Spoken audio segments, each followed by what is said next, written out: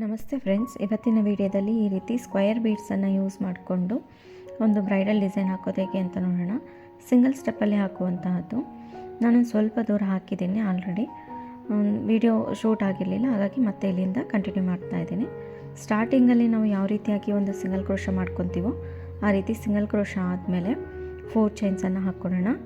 ನೋಡಿ, ಈ ರೀತಿ 4 ಚೈನ್ಸನ್ನು ಹಾಕ್ಕೋಬೇಕು. ಕುಚ್ಚು ಹಾಕಲಿಕ್ಕೆ ಇಲ್ಲಿ ನಾನು 4 ಅಥವಾ 5 ಚೈನ್ಸನ್ನು ಹಾಕ್ಕೋಬೋದು. ನಾನಿಲ್ಲಿ 4 ಚೈನ್ಸನ್ನು ಹಾಕ್ಕೊಂಡಿದ್ದೀನಿ. ಅದೆಲ್ಲಿಗೆ ಬರುತ್ತೋ ಅಲ್ಲಿಗೆ ಇಟ್ಬಿಟ್ಟು ಒಂದು ಸಿಂಗಲ್ ಕ್ರೋಶದಿಂದ ಈ ರೀತಿಯಾಗಿ ತುಂಬ ಎಳೆದ್ಬಿಟ್ಟು ಲಾಕ್ ಮಾಡ್ಕೋಬೇಡಿ. ಅದೆಲ್ಲಿಗೆ ಬರುತ್ತೋ ಅಲ್ಲಿಗೆ ಇಟ್ಬಿಟ್ಟು ಒಂದು ಸಿಂಗಲ್ ಕ್ರೋಶದಿಂದ ಲಾಕ್ ಮಾಡ್ಕೋಬೇಕು.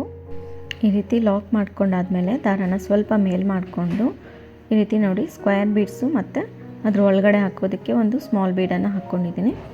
ನಾನು ಈ ರೀತಿ ಸ್ವಲ್ಪ ಸ್ಮಾಲ್ ಬೀಡನ್ನೇ ತೊಗೊಂಡಿದ್ದೀನಿ. ಬೇಕು ಅಂದರೆ ಕರೆಕ್ಟಾಗಿ ಇಡಿಸುವಂಥ ಬೀಡನ್ನು ಸಹ ಹಾಕ್ಕೋಬೋದು. ಈ ರೀತಿ ಹಾಕ್ಕೊಂಡು ಕ್ರೋಶಕ್ಕೆ ನೋಡಿ ದಾರದ ಒಳಗಡೆ ಈ ರೀತಿ ಹಾಕ್ಕೋಬೇಕು. ಈ ರೀತಿ ಹಾಕ್ಕೊಂಡಾದ್ಮೇಲೆ ಬೀಡ್ ಲಾಕ್ ಮಾಡ್ಕೊಳ್ಳೋಣ.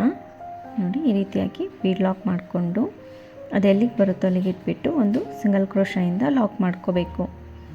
ಈ ರೀತಿಯಾಗಿ ಒಂದು ಸಿಂಗಲ್ ಕ್ರೋಶದಿಂದ ಲಾಕ್ ಮಾಡಿಕೊಂಡು ನೋಡಿ, ಈ ಬೀಡ್ ನಾನು ಹೇಳಿದ್ನಲ್ಲ ಸ್ವಲ್ಪ ಬಿಗ್ ಸೈಜಲ್ಲಿ ಬೇಕು ಅಂದರೂ ಸಹ ತೊಗೋಬೋದು.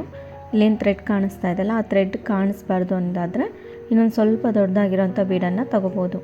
ತುಂಬ ಬಿಗ್ ಬೀಡಾದರೆ ಅಲ್ಲಿ ಅಷ್ಟೊಂದು ಚೆನ್ನಾಗಿ ಕೂರೋದಿಲ್ಲ, ಹಾಗಾಗಿ ಈ ರೀತಿ ಬೀಡನ್ನು ತೊಗೊಂಡಿದ್ದೀನಿ. ಅದಾದಮೇಲೆ ಸೀರೆನ ಬ್ಯಾಕ್ ಸೈಡಿಗೆ ಈ ರೀತಿ ಟರ್ನ್ ಮಾಡ್ಕೋಬೇಕು.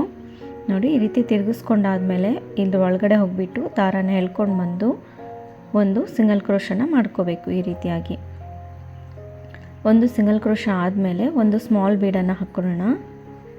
ನೋಡಿ, ಈ ರೀತಿ ಸ್ಮಾಲ್ ಬೀಡನ್ನು ಹಾಕ್ಕೋಬೇಕು. ಈ ಬೀಡನ್ನು ಹಾಕ್ಕೊಂಡಾದಮೇಲೆ ಮತ್ತೆ ಅಲ್ಲೇ ಒಂದು ಸಿಂಗಲ್ ಕ್ರೋಶನ ಮಾಡ್ಕೋಬೇಕು.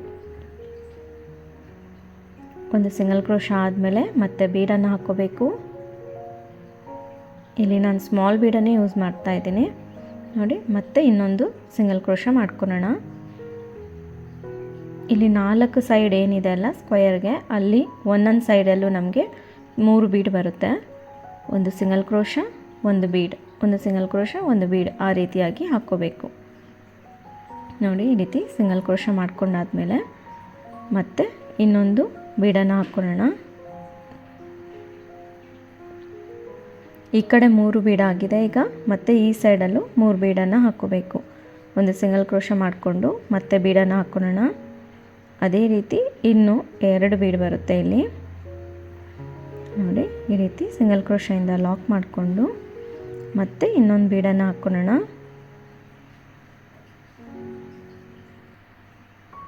ಮತ್ತು ಇನ್ನೊಂದು ಸಾರಿ ಸಿಂಗಲ್ ಕ್ರೋಶ.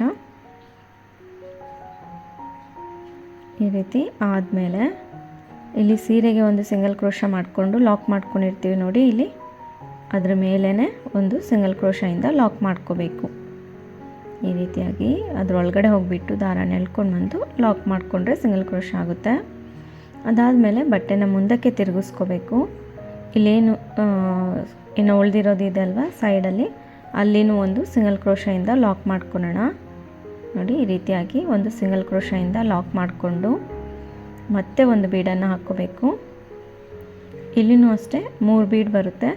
ಒಂದು ಸಿಂಗಲ್ ಕ್ರೋಶ, ಒಂದು ಬೀಡ್, ಈ ರೀತಿಯಾಗಿ 3 ಬೀಡನ್ನು ಹಾಕ್ಕೊಂಡು ಲಾಕ್ ಮಾಡ್ಕೋಬೇಕು. ಮತ್ತು ಆ ಸೈಡು ಅಷ್ಟೇ 3 ಬೀಡು, ಒಂದು ಸಿಂಗಲ್ ಕ್ರೋಶ, ಆ ರೀತಿಯಾಗಿ ಬರುತ್ತೆ. ಎಲ್ಲ ಸೈಡಿಗೂ 3 ಬೀಡ್ ಬರುತ್ತೆ. ನೋಡಿ, ಒಂದು ಸಿಂಗಲ್ ಕ್ರೋಶ ಮಾಡ್ಕೋಬೇಕು. ಅದಾದಮೇಲೆ ಬೀಡನ್ನು ಹಾಕ್ಕೊಳ್ಳೋಣ. ತುಂಬ ಲೂಸ್ ಆಗಿ ಹಾಕ್ಕೋಬೇಡಿ, ತುಂಬ ಟೈಟಾಗೂ ಹಾಕ್ಕೋಬೇಡಿ. ಸ್ವಲ್ಪ ಈ ರೀತಿ ಜರುಗಿಸ್ಕೊಂಡು ಮತ್ತೆ ಅದೇ ರೀತಿ ಸಿಂಗಲ್ ಕ್ರೋಶನ ಮಾಡ್ಕೋಬೇಕು. ಈಗ ಆಯಿತು. ಮತ್ತು ಇನ್ನೊಂದು ಸೈಡಿಗೂ ಸಹ ಇನ್ನೊಂದು ಬೀಡನ್ನು ಹಾಕ್ಕೊಂಡು ನೋಡಿ ಅದೇ ರೀತಿ 3 ಬೀಡನ್ನು ಹಾಕ್ಕೊಂಡು ಲಾಕ್ ಮಾಡ್ಕೋಬೇಕು. ಸಿಂಗಲ್ ಕ್ರೋಶ ಆದಮೇಲೆ ಇಲ್ಲೇನಿದೆ ಅಲ್ವಾ ನೋಡಿ, ಇಲ್ಲಿ ಸಿಂಗಲ್ ಕ್ರೋಶ ಇದೆಲ್ಲ ಅದ್ರ ಬ್ಯಾಕ್ ಸೈಡಿಗೆ ಹೋಗಿಬಿಟ್ಟು ದಾರನ ಎಳ್ಕೊಂಡು ಬಂದು ಒಂದು ಸಿಂಗಲ್ ಕ್ರೋಶ ಮಾಡ್ಕೋಬೇಕು. ಈ ರೀತಿಯಾಗಿ ಆವಾಗ ಈ ರೀತಿಯಾಗಿ ನೀಟಾಗಿ ಬರುತ್ತೆ ಡಿಸೈನು. ನೋಡಿ, ಎಲ್ಲ ಸೈಡಲ್ಲೂ 3 ಬೀಡ್ ಬಂದಿದೆ.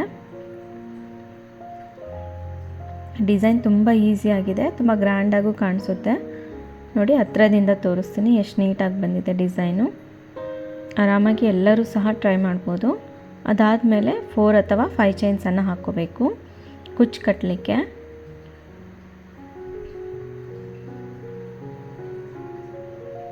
ನೋಡಿ ಈ ರೀತಿ 4 ಚೈನ್ಸ್ ಹಾಕ್ಕೊಂಡು ಅದೆಲ್ಲಿಗೆ ಬರುತ್ತೋ ಅಲ್ಲಿಗೆ ಇಟ್ಬಿಟ್ಟು ಒಂದು ಸಿಂಗಲ್ ಕ್ರೋಶೆಯಿಂದ ಲಾಕ್ ಮಾಡ್ಕೊತಾ ಇದ್ದೀನಿ. ಅದಾದಮೇಲೆ ಸ್ವಲ್ಪ ದಾರಾನ ಮೇಲ್ ಮಾಡಿಕೊಂಡು ಈ ರೀತಿ ನೋಡಿ ಬೀಡ್ ಒಳಗಡೆಯಿಂದ ಈ ರೀತಿ ಹಾಕ್ಬಿಟ್ಟು ದಾರದ ಒಳಗಡೆ ಹಾಕ್ಕೋಬೇಕು. ಈ ರೀತಿ ಹಾಕ್ಕೊಂಡು ಬೀಡ್ ಲಾಕ್ ಮಾಡ್ಕೊಳ್ಳೋಣ. ಬೀಡ್ ಲಾಕ್ ಆದಮೇಲೆ ಅದೆಲ್ಲಿಗೆ ಬರುತ್ತೋ ಅಲ್ಲಿಗೆ ಇಟ್ಬಿಟ್ಟು ಒಂದು ಸಿಂಗಲ್ ಕ್ರೋಶೆಯಿಂದ ಲಾಕ್ ಮಾಡ್ಕೋಬೇಕು. ಸ್ಟಾರ್ಟಿಂಗಲ್ಲಿ ನಾವು ಯಾವ ರೀತಿಯಾಗಿ ಹಾರ್ಚನ್ನು ಹಾಕ್ಕೊಂಡ್ವಲ್ಲ ಅದೇ ರೀತಿಯಾಗಿ ಸೀರೆನ ಬ್ಯಾಕ್ ಸೈಡಿಗೆ ತಿರುಗಿಸ್ಕೊಂಡು ಈ ಸ್ಕ್ವೇರ್ ಬೀಡಲ್ಲಿ ಹೋಗ್ಬಿಟ್ಟು ಒಂದು ಸಿಂಗಲ್ ಕ್ರೋಶನ ಮಾಡ್ಕೋಬೇಕು. ಬೀಡನ್ನು ಹಾಕ್ಕೋಬೇಕು, ಮತ್ತು ಇನ್ನೊಂದು ಸಿಂಗಲ್ ಕ್ರೋಶ. ಅದೇ ರೀತಿ 3 ಬೀಡ್ಗಳು ಬರುತ್ತೆ ಒಂದೊಂದು ಸೈಡಿಗೂ. ನೋಡಿ ಈ ರೀತಿ ಸಿಂಗಲ್ ಕ್ರೋಶ ಮಾಡ್ಕೊಳ್ಳೋಣ. ಅದಾದಮೇಲೆ ಮತ್ತೆ ಇನ್ನೊಂದು ಬೀಡನ್ನು ಹಾಕ್ಕೊಳ್ಳೋಣ. ಅದೇ ರೀತಿ ನೋಡಿ ಎರಡೂ ಸೈಡಲ್ಲೂ ನಾನು 3 ಬೀಡನ್ನು ಹಾಕ್ಕೊಂಡು ಕಂಪ್ಲೀಟ್ ಮಾಡ್ಕೊಂಡಿದ್ದೀನಿ. ಇಲ್ಲಿ ಸಿಂಗಲ್ ಕ್ರೋಶ ಏನಿದೆ ಅಲ್ವಾ 4 ಚೈನ್ಸ್ ಆದಮೇಲೆ ಅಲ್ಲಿ ಅದ್ರ ಮೇಲೇ ಒಂದು ಸಿಂಗಲ್ ಕ್ರೋಶೆಯಿಂದ ಲಾಕ್ ಮಾಡ್ಕೋಬೇಕು. ಅದಾದಮೇಲೆ ಮತ್ತೆ ಸೀರೆನ ಮುಂದಕ್ಕೆ ತಿರುಗಿಸ್ಕೋಬೇಕು. ನೋಡಿ ಈ ರೀತಿ ತಿರುಗಿಸ್ಕೊಂಡಾದಮೇಲೆ ಇಲ್ಲೇನು ಬೀಡಿದೆ ಅಲ್ವಾ ಅದರೊಳಗಡೆ ಹೋಗ್ಬಿಟ್ಟು ಒಂದು ಸಿಂಗಲ್ ಕ್ರೋಶೆಯಿಂದ ಲಾಕ್ ಮಾಡ್ಕೊಳೋಣ. ಅದಾದಮೇಲೆ ಸೇಮ್ ಅದೇ ರೀತಿಯಾಗಿ ಮತ್ತೆ ಬೀಡನ್ನು ಹಾಕ್ಕೊಳೋದು, ಸಿಂಗಲ್ ಕ್ರೋಶೆಯಿಂದ ಲಾಕ್ ಮಾಡ್ಕೊಳೋದು. ಡಿಸೈನ್ ಅಷ್ಟೇ ತುಂಬ ಈಸಿಯಾಗಿದೆ. ಈ ಬೀಡ್ ತುಂಬ ಈಸಿಯಾಗಿ ನೀವು ಆರಾಮಾಗಿ ಟ್ರೈ ಮಾಡ್ಬೋದು. ಯಾವುದೇ ರೀತಿ ಕಷ್ಟನೂ ಆಗೋದಿಲ್ಲ, ತುಂಬ ಈಸಿಯಾಗಿ ಹಾಕ್ಕೋಬೋದು. ನೋಡಿ 3 ಬೀಡ್ ಆದಮೇಲೆ ಈ ಕಡೆಗೆ ಮತ್ತೆ ಇನ್ನು 3 ಬೀಡನ್ನು ಹಾಕ್ಕೋಬೇಕು.